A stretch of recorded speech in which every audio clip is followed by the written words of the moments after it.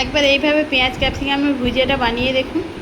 রুটি, পরোটা কিংবা ভাতের সঙ্গে আর কোনো কিছুই প্রয়োজন হবে না। তার জন্য প্রথমে আমি একটি ব্যাটার তৈরি করে নেব।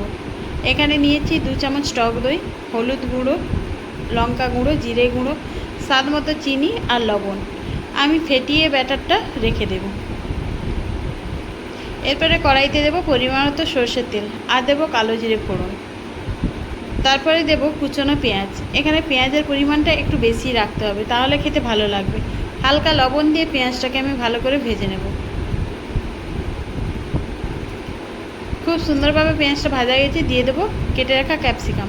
এখানে আমি একটা গোটা ক্যাপসিকামই নিয়েছি। আবারও একটু আমি ভালোভাবে ভেজে নেব। সুন্দরভাবে ভাজা হয়ে গেছে, দিয়ে দেবো যে ব্যাটারটা আমি ফেটিয়ে রেখেছিলাম, ব্যাটারটি দিয়ে আবারও একটু কিছুটা সময় নাড়াচাড়া করে নেব। নাড়াচাড়া করে নেওয়ার পরে তেল ছেড়ে দিলেই দিয়ে দেবো অল্প পরিমাণে জল। খুব বেশি জল লাগবে না।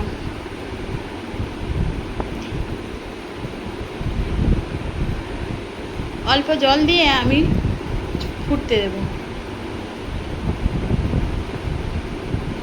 সুন্দরভাবে ফুটে উঠেছে।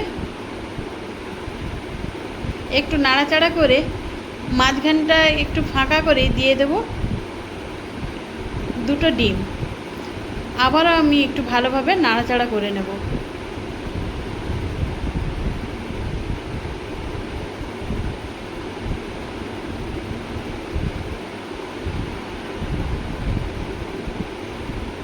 খুব সুন্দরভাবে ভুজিয়াটা আমার হয়ে গেছে। নামানোর আগে দিয়ে দেব 1 চিমটি গরম মশলা। নামিয়ে গরম গরম পরিবেশন করুন।